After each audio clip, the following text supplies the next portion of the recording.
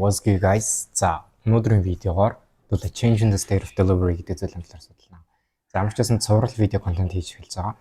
За энэ хүү контентод оруулахаар яг smart money concepts дээр яг нийн шаардлагатай тийм сурахгүй байхын аргагүй орхигдуулж болохгүй зүйлсийн талаар ярилцсан. За энэчнээс хамгийн ихний lecture болгоод би change in the state of delivery-гийн талаар ярилцъя. За ямар ч байсан IPTA-гийн хамгийн энгийн нөгөө fair value breaker order block-ийн талаар бол би огтын цувралаар ярилцахгүй. Тэгтээ мэдээж ашиглагдаад явна. Тэгэхээр та fair value order block liquidity гэдэг хэллэгүүдийг мэдгүй байж байвал миний YouTube дээр хуучамчлалуудыг бас сэргээгээд үзээрэй. ICT concept-ийг багцлав гэдэг нэг нэлээд урт видео байгаа. Тэрийг үзсэн багт болно. За change in the state of delivery гэдэг зүйлийг ойлгохын тулд биднэрт хоёр зүйл шаардлагатай. Яг smart money liquidation гэдэг зүйлийг бид нар ойлгох шаардлагатай. За liquidation гэдэг зүйл нь болохоор ханшны хөдөлгөөн тодорхой чиглэлийн хугацаанд одоо жишээлбэл яг энэ шиг трендийн дагуу өсөлтийн хөдөлгөөн явагдаж байгаад огцсон уналтын хөдөлгөөн явж байгаа энэ хөдөлгөөнд хүмүүс trapped болдог. Trapped болдог гэдэг нь ханшны чиглэл market structure shift хийчихлээ одоо энэ чэнэс retracement нь доошо down trend эхэлж байна гэж уншаад байдаг. Гэтэл манай хөр яасан бэ гэхэд shift хөдөлгөөн хийгдээд тэрний ардаас үндсэндээ шууд өсөлтийн хөдөлгөөн ороод ирдэг. За энэ биднэрт юу хэлээд байдаг вэ гэхээр liquidation буюу за smart money энэ өсөлтийн buy програмын дунд шигтэй явж байсан buy-руудыг хөдөлгөөнөөс гаргаад буюу өөрсдийн ордеруудыг биелүүлээд үндсэн чиглэлийн дагуу өсөлтийн хөдөлгөөн яг smart money reversal буюу энэ зэг дээрээс орж ирдэг байх нэ. За тэгвэл яг энийг таньснараа change in the state-ийг ойлгоход ямар хэрэгтэй байдаг вэ гэхээр яг liquidation авсны дараах change in the state-д хамгийн хүчтэй, хамгийн зөв, хамгийн бодит ажилтдаг. За нэгдүгээрт хэдүүлээ сая нэгдүгээрт liquidation гэдэг зүйлийг. За хоёрдугаарт бид нар шаардлагатай зүйл маань болохоор higher time frame буюу том цагийн point of interest гэж байна. Том цагийн чухал ханшийн бүс гэсэн үг. За гуравдугаарт болохоор хамгийн сүүлийн change in the state of delivery гэж. За liquidation ойлгомжтой болчихлоо. За тэгвэл liquidation гэдэг зүйл маань тодорхой чиглэлийн дагуу өсөлтийн хөдөлгөөний захиалгуудыг бүгдийг хайр дуусгаад том цагийн point of interest дээр ирсэн байх шаардлагатай. Жишээлбэл энэ хөдөлгөөнийг хэдүүлээ харцгаая. Ханш маань buy side liquidity бүгдийг хайр дуусгасан. За энэ бүх зүйл дууссаны ардаас хэдүүлээ нэг цагийн chart руу эргээгээд ороод харах юм бол бид нар том цагийн ханшийн чухал бүс дээр байна уу? Маш том fair value дээр ирсэн байна те. Fair value gap гэж байна. За энэ fair value gap төрөд авсдаг. За том цагийн fair value point of interest болсон бол одоо бид нар change in the state of delivery гэдгийг хүлээн. Минутын chart руу эргүүлээд ханшаа оруулаад харах юм бол яг liquidation авсан candle-уудын ардаас за энэ дээр бид нэр дахиад нэг internal авсан байна те. Small. За internal авсны дараах яг энэ liquidation-ы ардах бүх өсөлтийн candle-уудыг доошо биеэрээ ивдсэн. Body to body. Яг биеэрээ ивдсэний ардаас бид нарыг change in the state үүссэн байна гэж хардаг.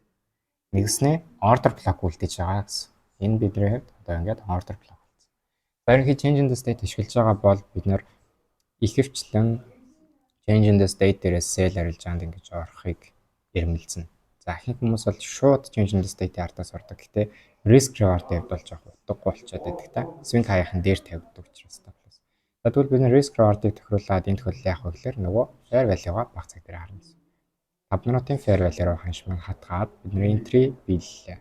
Үүний ардаас бид нарт breaker block үүссэн маань чинь breaker дээрээс stop loss-а тавиад үндсэн external range liquidity хаана. Бид нарт external low байгаад байгаа. Эсвэл энд байгаа London session-ийн London-гийн low руу хараад хэлцээнд орох боломжтой ажээ. За ингээд нэг хэрцэн хоёртой trade зөвхөн change in the state-ийг ашиглаад гэсэн. За тэгвэл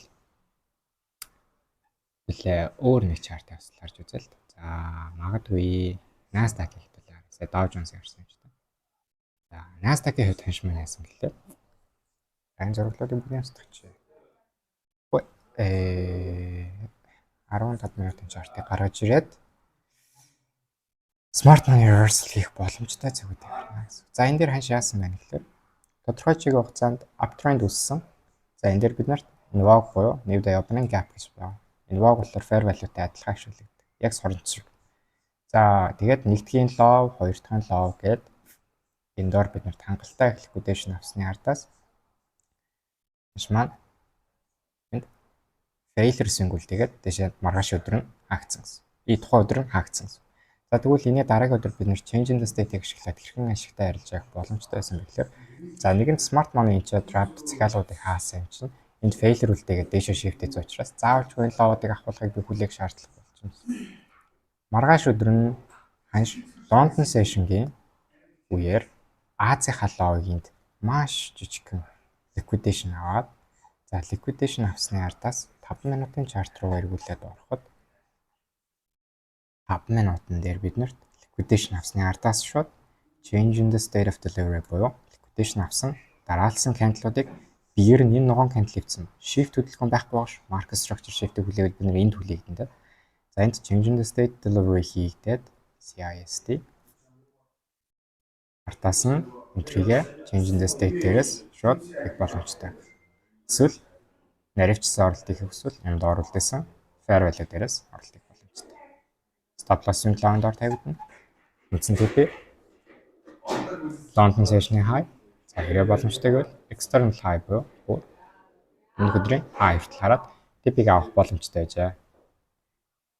За энэ хөдөлгөөнийг алдсан байлаа гэж бодоход за энэ дээрээс яг миний өөрийн арилжаанд орсон жишээ бас энд харагдаж байгаа. 15 минутын чартыг харах юм бол 15 минутын дээр New York session эхлээд дэш expansion маш хүчтэй өсөлтийн хөдөлгөөн явагдаад энэ ард бид нэрт юу үлдээсэн гэхээр 15 минутын fair value үлдээсэн. За энэ анзаараад харах юм бол 10 цагийн candle маань доороо week-гүй эхлээд high хийгээд 10:45 үед доороо week хийхдээ 15-ын gap руу батгсан. За энэ үед би юу хэлсэн бэ гэхээр 1 минут руу ороод хамгийн түрүүнд анзаарсан зүйл нь том цагийн point of interest ирсэн үү? Order block дээр ирсэн үү? Liquidation авсан уу? Авсан байна. За liquidation авсны дараа ханш яасан гэхээр энэ liquidation-ыг авсан дараалсан улаан лаануудыг дээшээ body эвдэж байгаа хөдөлгөөн маань энэ body-г дээшээгээ эвдлээд change in the state of delivery үүссэн байна гэж харж байна. За энэ change in the state-ийн ардаас биднэрт нэг fair value, хоёр fair value, за тэгэнчээ breaker-тэй. За breaker давхардж байгаа энэ зэг дээрээс гэх юм бол fair value breaker-тэй юм чи энэ зоонод илүү гоё. Тэгээ дээрээс нь change in the state маань биелсэн учраас өчигдрийн үед би арилж байгаа энэ бүс дээрээс buy арилж байгаа. Stop loss-ыг breaker block-ын доор тавигдаад энэ доор breakaway gap үлдээж байна гэж үзээд TP-гээ нэгэнт London manipulation, Asia consolidation гэдгээр энэ өдрийн high хүртэл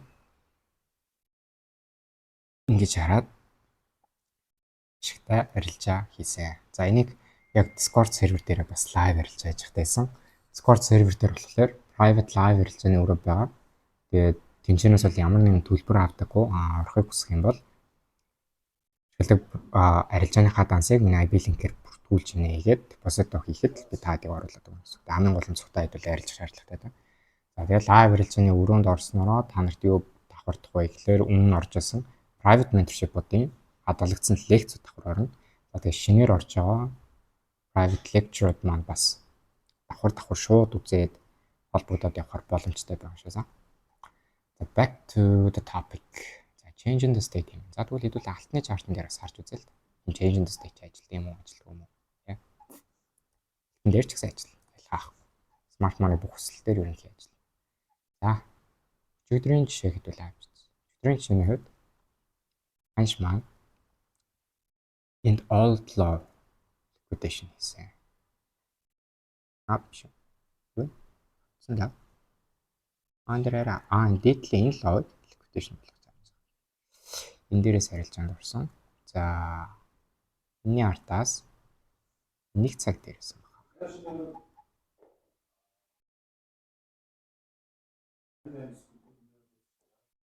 Нэг цагийн том цагийн point of interest дээр ингээд анзаараад харахад нөгөө лоо маань илүү тодорхой харагдаж орж ирж байгаа. Swing law бүрдсэн, higher highсан, smart money manipulation орж ирсэн. Энэ manipulation хаашаа орж ирсэн бэ гэхээр энд үлдээсэн order block руу орж ирсэн. За order block руу орж ирээ ханш маань юу хийсэн бэ? 5 минутын чарт руугаа эргээд оруулаад анзаараад харах юм бол liquidation авсан candle дотор энэ high-ыг эвдсэн бол change in the state болох байсан. Гэтэл энэ доошоо дахиад нэг liquidation авч орж ирсэн. Үүний ардаас ханш энэ дээр биднэрт change in the state of delivery хөдөлгөөнийг маань үүсгэж өгч. Change in the state юм бол за change in the state үүссэн бол би change in the state дээрээс нь энтрийг. За энэ дээр биднэрт давхар confluence болгож харах юм. Энэ хоёр өсөлтийн ламаар биднэрт breaker block болж орж ирнэ. За breaker-тай давхардаад биднэрт энэ дээр жижигхэн fair value үлдээсэн. Дээр нь байгаа fair value ч гэсэн юм шалгасан гэж хэлж байна. За change in the state дээрээс энтрийг ялаа. Stop loss-ыг би breaker-ийн доор тавиад үнэхээр том байгаад байвал магадгүй энэ дугаар mitigation block-ын доор тавьчих болно. За тэгвэл үндсэн TP-ийн хөдөлгөөнийг external high буюу Asia high хүртэл хараад нэг ашигтай харилцаа авах боломжтой байж байгаа. Яг энэ хөдөлгөөний ардаас маргааш хаан хөдөлгөөн дээр бид дахиад нэг гоё энтриг өгсөн. Тэрийг дахиад 15 минут руу оруулаад байна. Энэ дээр хэдүүлээ яасан бэ? Энэ төлдөөс нь биднэрт equal load байна. Энэ equal load-ыг ханш авч дуусгаад том цагийн point of interest нь хаана? Энд BC байна те. За энэ BC-тэй давхар энэ улаан маань өөрөө бас order block болж байна. Энийг хаяас нь low хүртэл татаад гарах юм бол яг equilibrium буюу midpoint-ийг нь айгүй гоо шалгасан боз. Equilibrium шалгасны ардаас цагаа 5 минут руу шилжүүлээд liquidation candle авсны ардаас бид change in the state delivery 5 минутны бүр энэ дээр хийгдсэн байна. За 5 минутын дээр бүр энэ дээр хийгдэж байгаа гэдэг чинь хэвлээ харилцаанд ороход хэцүү болчтой. Угаасаа ашиг аянд авах юм чинь. Тэр цагаа арай жоохон жижигсэн 1 минут руу оруулж байна. За 1 минутын дээр ханш liquidation авсныхаа ардаас шууд энэ ногоон candle-ийн дээр буюу liquidation авсан candle-ийн улаан candle-уудыг дээшээгээ энэ хэсгээр change in the state of delivery хийгдээд buy ярилж байгаа. Change in the state дээрээс нь эсвэл энд байгаа breaker block болгож ашиглаад change buy. За stop loss-ыг 7 доор тавигдаад үндсэн TP external high буюу алтны хэвд all time high хүртэл хараад ашигтай трейд хийх боломжтой байжээ гэж харж байна. За энийг бүр наривчлалтай магадлал өндөртэй болгохын тулд хэдүүлээ daily profile-ыг сурах хэрэгтэй. Daily profile нь болохоор ердөөсөө хэрвээ Asia consolidation явсан бол London manipulation орж ирнэ. London manipulation өмнө бол New York доошо continuation distribution орж ирнэ гэдэг AMD модель. Энийг болохоор стандарт модель гэдэг байгаа тийм. Accumulation, manipulation, distribution. Тэгвэл бид нар change in the state-ийг London-гийн энэ хөдөлгөөн дээр харах байна. За тэгвэл өдөр болгон энэ цэвэрхэн явагддаггүй. Заримдаа Asia expansion яваад, London consolidation яваад, New York manipulation хийгээд PM session дээр distribution хөдөлгөөн орж ирдэг. Тэгвэл бид нар New York-ийн session дээр change in the state харна гэсэн. За эсвэргээрээ Asia consolidation явж яснаа, London expansion яваад, manipulation хийлгүү. New York дээр continuation хөдөлгөөн явагдах юм бол түрүү нээлсэн smart money liquidation-ыг харж агаад New York дээр continuation харилцаанд орж болно. Энэ дээр ханш liquidation авсан. Тэгээд энэ дээр change in the state of delivery хийж гинэ гэж хараад New York-ийн continuation харилцаа хэмжээнээс юм гэсэн. Тэгээд external high. Их мэдчлэн daily profile-ыг бид нэр өөрсдөндөө ашигтай байдлаар ашиглах боломжтой байдаг.